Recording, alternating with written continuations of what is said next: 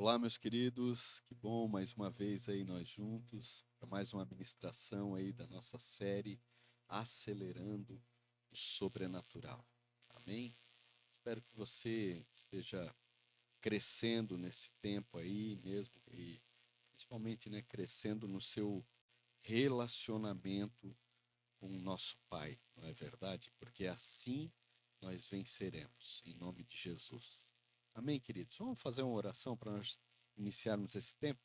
Baixe sua cabeça aí, vamos consagrar esse tempo ao Senhor. Pai, em nome de Jesus, queremos sempre louvar e exaltar ao Senhor, que é digno de receber a honra, a glória, o louvor e a majestade, hoje e sempre, Pai. Pai, encontre em nós sempre um coração agradecido, Pai. Que o Senhor encontre em nós os verdadeiros adoradores, que te adoremos realmente em espírito e em verdade, como te apraz, Paizinho. Pai, toma as nossas vidas nas tuas mãos, fala conosco nesse tempo, abre o nosso coração para que a gente receba a tua palavra e a tua palavra produza vida em nós. Pai, consagramos esse tempo a Ti, consagramos toda a palavra falada a Ti, abençoa cada um que está ouvindo essa ministração, Senhor, que seja uma flecha mesmo, polida, Pai, em nome de Jesus, penetre ao mais profundo do coração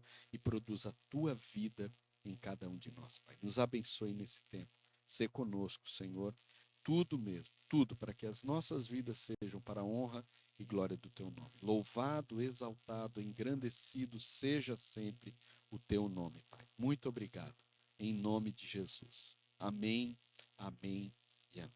Amém, queridos? Então, hoje nós vamos estar meditando no texto de Mateus 7, do 15 ao 20. Hoje nós vamos estar falando sobre as advertências, sobre os falsos profetas. Amém? Vamos ler lá então, Mateus 7, de 15 a 20, fala assim, ó. Cuidado com os falsos profetas. Ele vem a vocês vestidos de peles de ovelha, mas por dentro são lobos devoradores. Vocês os reconhecerão por seus frutos. Pode alguém colher uvas de um espinheiro ou figos de ervas daninhas? Semelhantemente, toda árvore boa dá frutos bons, mas a árvore ruim dá frutos ruins. A árvore boa não pode dar frutos ruins, nem a árvore ruim pode dar frutos bons. Toda árvore que não produz bons frutos é cortada e lançada ao fogo. Assim, pelos seus frutos vocês os reconhecerão. Amém? Então, lemos ali Mateus 7, do 15 ao 20, querido. E eu quero começar a te explicar, né? E para a gente compreender melhor quem são os falsos profetas, a gente primeiro precisa entender quem são os profetas, não é verdade? E baseado no que Pedro diz em sua segunda epístola, querido, sabemos que os profetas eram homens que falavam movidos pelo Espírito Santo. Olha só o que fala 2 Pedro 1:21. Fala assim, ó: pois jamais a profecia teve origem da vontade humana, mas homens falaram da parte de Deus, impelidos pelo Espírito Santo. Portanto, querido, ser profeta é alguém que fala pelo Espírito de Deus, querido. O falso profeta é alguém que fala algo da parte de outro espírito e que não é o de Deus, podemos ter certeza. Os falsos profetas, queridos, são homens que parecem ser de Deus, mas não falam da parte do Senhor, nem são movidos por seu espírito, querido. Sabemos que muitas pessoas têm se levantado nesses dias aí para fazer do evangelho fonte de lucro, aproveitando-se da fé das pessoas para ganhar dinheiro. Contudo, querido, nós não precisamos ser, né? A gente não precisa ser enganados, porque a palavra de Deus, a Bíblia, querido, nos ensina a identificar tanto o verdadeiro profeta quanto o falso. Se aprendermos, queridos, seremos guardados dos homens enganadores, movidos por espíritos malignos, os quais a Bíblia diz que se levantariam nos últimos dias. Queridos, eu vou dizer uma coisa para vocês. Se levanta esses falsos profetas? Sim, se levanta. A palavra mesmo nos diz isso, tá entendendo? Então isso é normal. O que é o anormal é as pessoas seguirem essas pessoas, né? E muitas vezes as pessoas têm seguido os falsos profetas, por quê? Primeira coisa, por falta de um relacionamento real e verdadeiro com o Senhor, não é verdade? E tem se deixado levar pelas suas próprias consciências, não é verdade? Ah, não, esse aqui me agrada, aquele lá me agrada, e a gente acaba não discernindo nada e se deixando levar por esses falsos profetas. Olha só, se quisermos ser um povo do reino, querido, temos não apenas que aprender a entrar pela a porta estreita e andar pelo caminho apertado, mas também discernir quem são os que estão trilhando esse caminho. Temos que ter discernimento, querido. Deus te deu inteligência para que você a use. Através de nossas faculdades mentais e espirituais. Você é uma pessoa que foi capacitada com inteligência, querido. A Bíblia diz que podemos discernir não apenas o bem, mas também o mal. O homem de Deus, querido, o crente vencedor é aquele que tanto sabe ouvir a voz de Deus, como também discernir quando o diabo está agindo disfarçado de anjo de luz. Está entendendo, então? Por que a gente fala tanto, querido? Você é inteligente, você precisa pensar, não é verdade? Não é simplesmente sair aí agindo, fazendo às vezes um monte de besteira. Pense, pense para não ser levado por todo vento de doutrina, querido, para você não ser enganado, né? Oramos a Deus, buscamos ao Senhor, mas também temos discernimento espiritual. Amém? Letra A, querida, a primeira coisa que eu quero falar sobre a advertência. Olha só, os cães e os porcos que não podem receber as pérolas são fáceis de serem identificados, mas os lobos, querido, eles estão disfarçados, olha só, não é verdade? E normalmente só os reconhecemos depois que o estrago já está feito. Isso é muito sério, querido. Olha só. Esses falsos profetas possuem veste de cordeiro, ou seja, uma aparência religiosa. Mas por dentro são lobos devoradores, querido. Tem aparência religiosa, mas sem realidade interior. Outra coisa, alguns deles, querido, na verdade, se apresentam em nome do Senhor, assim como Jesus nos advertia que fariam. Olha só o que fala Mateus 24:5. Vamos ler lá. Mateus 24:5. Diz assim, ó: pois muitos virão em meu nome, dizendo: eu sou o Cristo, e enganarão a muitos. Olha só, eles virão em nome de Cristo, que significa ungido, se dizendo Cristo. E hoje, querido, a gente vê muitos que se apresentam em nome de Jesus e afirmam ser o ungido de Deus para esses dias. Por isso, a gente precisa ser muito cuidadoso para não ser enganado. Frequentemente encontramos pessoas que falam da parte de Deus, dão glória e aleluia, querido, falam em línguas e ensinam em nome de Jesus. Essas pessoas cantam as mesmas músicas que nós, falam as mesmas coisas que nós e são capazes até mesmo de nos fazer chorar. Mas no final de suas preleções, queridos, aparece adoração a ídolos e santos. Alguns ficam mesmo confundidos porque eles falam em línguas, profetizam, expulsam demônios e falam de Jesus, mas tudo isso contaminado pela idolatria. Parece que tem a aprovação de Deus, mas não podemos nos enganar. Pelos frutos nós os conheceremos. A gente sabe aí, queridos, de padres aí, às vezes, que envolvido com macumbaria, com feitiçaria, envolvido com mulheres, né, que têm envolvimento com isso. Como acontecem essas coisas? Falam em nome de Jesus, mas estão aí envolvidos com espiritismo e com tantas outras coisas. Não é verdade? A gente precisa estar ligado, querido, porque pelos frutos nós os conhecemos. Não é verdade? Letra B, querido, o teste. Lobos, queridos, se disfarçam, mas as árvores não. Se desejamos conhecer a árvore, devemos observar o fruto, que aponta para a conduta em primeiro lugar. Assim o Senhor nos ordena, querido, olhar não a aparência religiosa, mas a conduta. Vocês estão me entendendo? Às vezes a aparência religiosa é melhor do que muitos, tá entendendo? Mas a sua conduta os denuncia. Você pode ter certeza. Por isso que a gente fala tanto, querido, que nós aqui, como pastores, líderes e tal, a gente quer o quê? Ter relacionamento, que as pessoas nos conheçam, conheçam como nós somos, porque é isso que nos garante. Por isso é que muitas vezes, né, em muitos lugares, não se deixam conhecer. Os pastores não se deixam conhecer. Há essa troca, né? Porque se conhecer vão sair dos seus pedestais, e isso não pode ser assim. Amém? Olha só, normalmente, querido, ficamos muito impressionados com a pregação e a retórica. Gostamos do pregador saltitante e emotivo que aos gritos declara sua mensagem, mas esse não é o fruto que precisamos observar.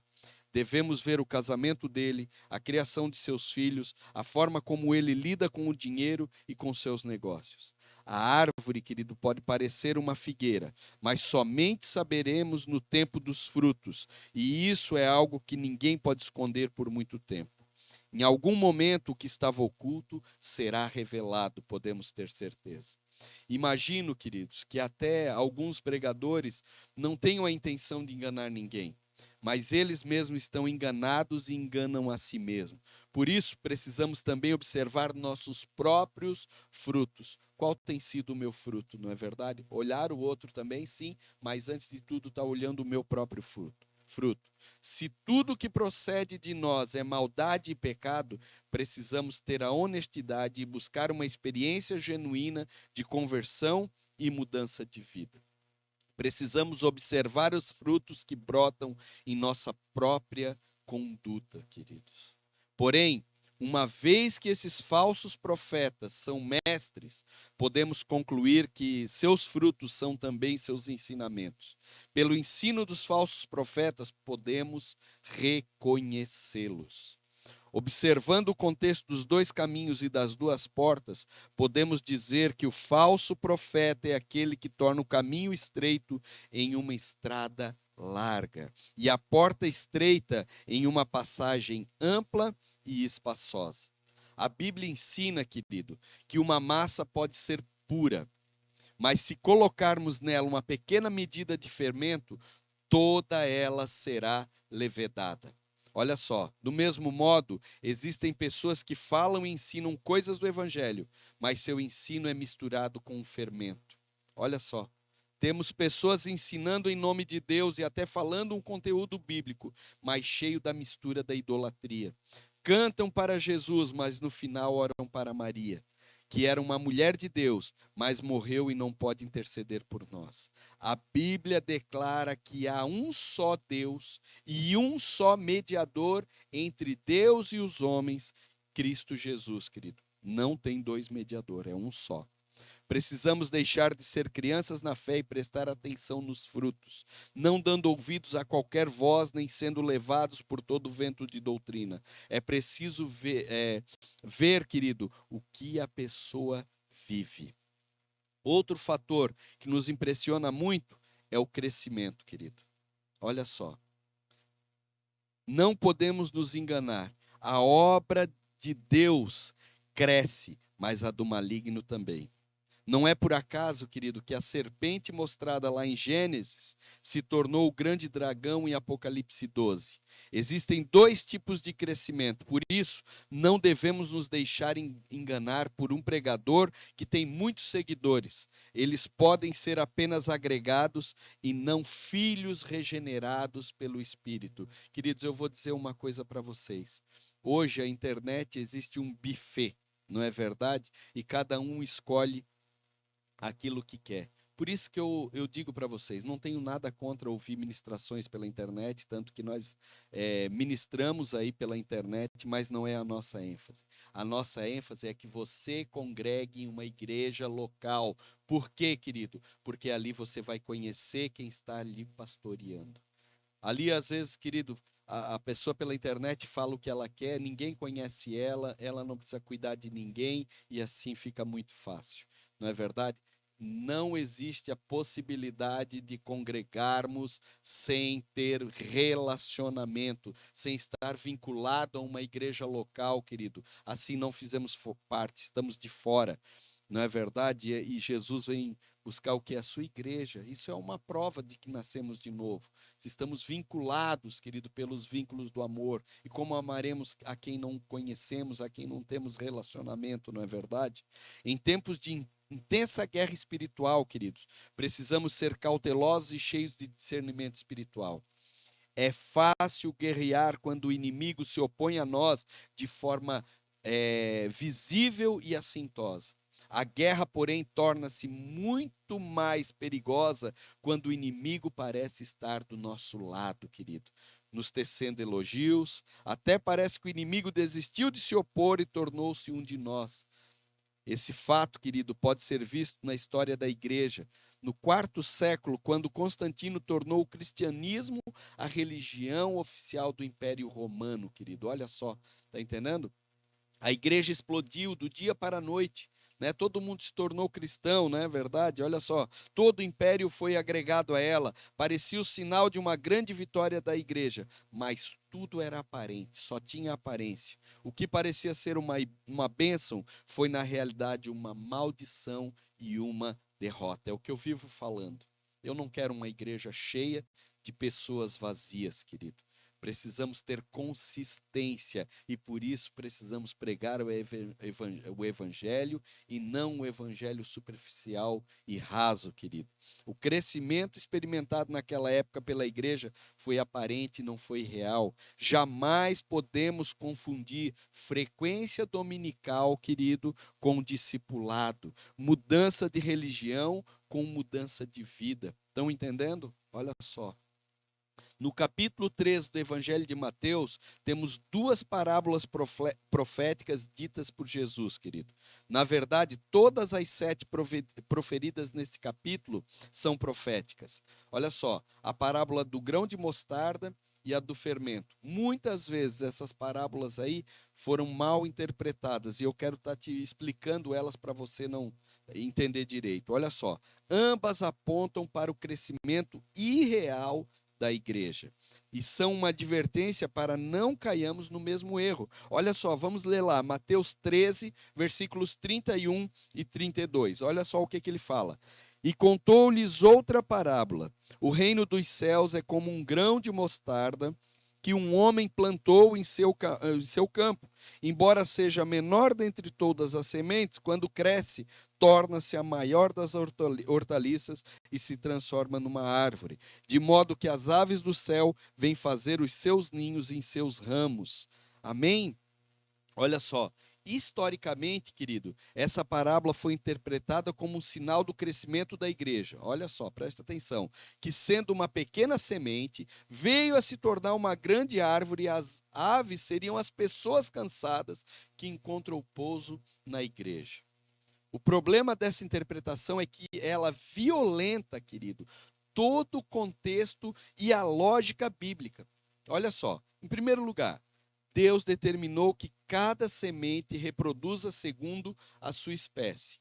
Mas o grão de mostarda, que é uma hortaliça, veio a se transformar em uma grande árvore. Houve aqui, querido, uma degeneração na sua constituição, uma aberração da natureza. Primeira coisa. No mesmo capítulo 13 de Mateus, versículo 19, queridos, olha só, Jesus disse que as aves do céu são demônios. Por uma questão de coerência com o contexto, querido, temos que admitir que as aves que vêm se aninhar na árvore, os pássaros que vêm se aninhar na árvore, querido, são também demônios. A maior parte dos comentaristas bíblicos concorda, querido, que essa parábola se cumpriu na Igreja Católica. Mas eu pergunto, será que somente na Igreja Católica? Não é verdade? A Igreja Romana prostituiu-se em todos os lugares onde entrou. Para agradar os orientais que veneram os mortos, ela criou o Dia dos Mortos. Para conciliar o paganismo, criou o Natal, que originalmente era a festa do sol. Em todos os lugares há o sincretismo para que ela possa crescer, atingindo o fim proposto, sem, no entanto, valorizar os meios pela ótica de Deus, queridos. Mas esse é um crescimento degenerado e o resultado é que a igreja que o pratica torna-se ninho de demônios, querido. Olha só, precisamos ser cautelosos para o nosso desejo de crescimento, não incorrermos nesse mesmo erro, aceitarmos tudo, não é verdade? Em nome de um crescimento. Temos que cuidar com isso.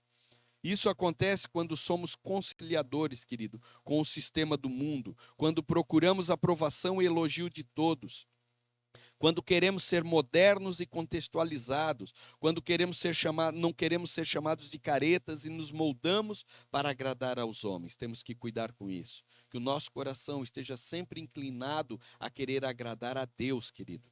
Tudo em nome do crescimento. Olha só, que Deus tenha misericórdia da nossa vida.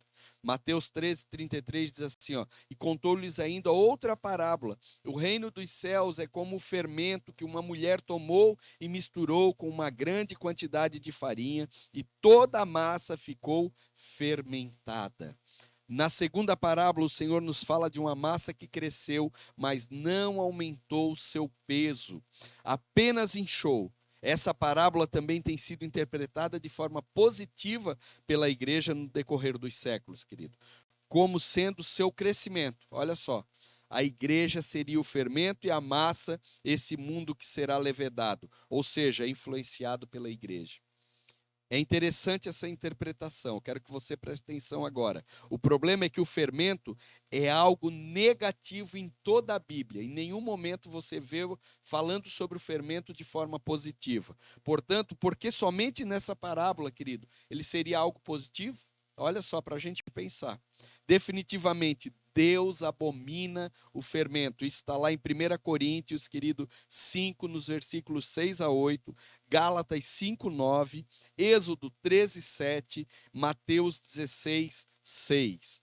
Creio que o fermento na massa também aponta para o crescimento. Porém, querido, um crescimento aparente, sem consistência e sem realidade. Igrejas cheias de pessoas vazias. Creio no crescimento, busco o crescimento, é o meu maior desejo ver isso, mas um crescimento com consistência, querido. Não é verdade? Mas quero que ele venha, que é um crescimento que vem de Deus e não o que vem por meio do fermento. Essa é a tática do diabo, querido, contra as igrejas nesses dias. Iludir alguns com um crescimento sem consistência. Quanto ao fermento, querido, nessa parábola, quero enfatizar 4 sentidos. Olha só: aparência, facilidade, impureza e pecado. Primeira coisa que nós vamos estar falando, a aparência. O primeiro sentido do fermento é a aparência. Ele faz com que a massa cresça e isso nos impressiona. Entretanto, querido, se a gente enfiar o dedo na massa, ela murcha, pode ter certeza. Todo aquele volume era só aparência. Por isso precisamos ser cautelosos para edificar a igreja e não movimentos. Um corpo e não uma organização. Um edifício espiritual, querido, não um depósito de material de construção. É um edifício, cada um no seu devido lugar. Do que adianta dizer que temos tantas células se elas não tiverem consistência e realidade? Não queremos agregados, queremos gerar filhos genuínos, querido, transformados pelo poder de Deus, em nome de Jesus. É esse o nosso desejo. Facilidade, outra qualidade ali. O fermento faz com que a massa se torne macia e fácil de ser absorvida, querido. Desculpa. Um pão sem fermento é duro e consistente, difícil de ser comido, querido. Vivemos numa época perigosa, em que o evangelho vem perdendo a sua profundidade e tornando-se algo diluído e superficial, sem a intensidade devida ao Espírito, querido, ao Espírito Santo. Preocupa-me, querido, aqueles pregadores que têm diluído tanto a mensagem que nem sei se ainda pregam o mesmo evangelho, querido. Será que estão pregando o evangelho genuíno? Não é verdade? Queridos, eu vou dizer uma coisa para vocês. Poucas igrejas têm a coragem de hoje em dia de pregar o sermão do monte. Por quê, querido? É colocar a igreja na sua real realidade. não é verdade? É mostrar o padrão, a conduta, que não tem como viver um evangelho sem cruz, sem arrependimento, sem confissão de pecado, querido, sem abandonar o pecado, sem querer viver em santidade, não é verdade? Mas não se prega mais isso hoje em dia, querido. Diluíram, né, a mensagem de Deus, o evangelho. Uma mensagem assim produz crentes inconsistentes que buscam eternamente um evangelho fácil e de bênçãos e se escandalizam quando são chamados para tomar a cruz, querido. Muitos não geram discípulos porque tiraram a cruz de sua mensagem para não tornar o pão, querido, difícil de comer, pão, né, o pão duro, né, aquele, temos que cuidar com isso, querido. Outra coisa, a impureza. Se colocarmos algo sujo dentro de um copo de leite, querido, ele talhará imediatamente. Toda impureza é levedo, é fermento. Devemos buscar o crescimento, mas precisamos tomar cuidado com a permissividade. Não podemos ser permissivos, querido. Não é verdade? Permissivo com a mentira, com a leviandade, né? Com a impureza, com as coisas que vêm travestida com a graça barata e a falsa liberdade de Cristo, querido. Olha só. Outra coisa, pecado. O último e mais evidente sentido do fermento, segundo as Escrituras, é que ele é um tipo de pecado, querido. Fermento no final é cheio de morte. Ele é feito da própria massa envelhecida e apodrecida, queridos. Portanto, o mais perigoso nessa música do crescimento da igreja é que esse fermento foi feito da própria igreja, só que vencida e deteriorada, queridos. Quando algo velho e apodrecido, querido, entra na igreja, leveda tudo, estraga tudo, querido. Nem sempre o fruto numérico é sinal do que o profeta é de Deus. Precisamos ser muitos cautelosos, querido. É ter consistência, genuidade, querido. É isso que a gente precisa, sabe? Ser uma coisa genuína, aquilo que vem do alto mesmo para cada um de nós. Devemos buscar sim o crescimento, mas não a qualquer custo, não a qualquer preço. Não podemos ser permissíveis. E eu creio, querido, que essa é a igreja que Deus vai derramar sim, e nós vamos frutificar, vamos ganhar vidas, mas aquela pessoa que permanecer, vai permanecer porque foi tocada pelo Espírito Santo. É isso que nós precisamos ser. É essa massa, esse pão sem fermento, sem mistura, porque somos puros. Amém? Vamos orar, querido? Pai, em nome de Jesus, te louvamos pela tua palavra que é viva, que é verdadeira e que é eficaz. Senhor, arranca de nós todo o levedo, Pai, todo o fermento, arranca de nós toda a impureza, Senhor, que nós desejamos viver santos e irrepreensíveis diante de Ti. E hoje, Senhor, nós sabemos que isso é possível através de um relacionamento contigo, através, Senhor, de irmos para a cruz todos os dias, através, Senhor, de reconhecermos as nossas falhas, nos arrependemos diante de Ti, Senhor, e isso, Pai, é cruz, é o Evangelho verdadeiro. Nós queremos ir para Ti, Senhor, e sermos cheios do Teu Espírito Santo, e assim chegarmos a Ti aprovados, Pai. Pai, abençoa a Tua igreja, Senhor. Abençoa a igreja com crescimento, Senhor, sem fermento e sem mistura. Pai, pessoas cheias do Teu Espírito Santo, Senhor, crentes realmente vencedores, que desistiram, Senhor, abrir mão de suas próprias vidas para que Cristo vivesse através delas. Eu abençoo, Pai, a vida de cada irmão, Senhor, em nome de Jesus. Amém, amém e amém. Amém, queridos. Deus te abençoe.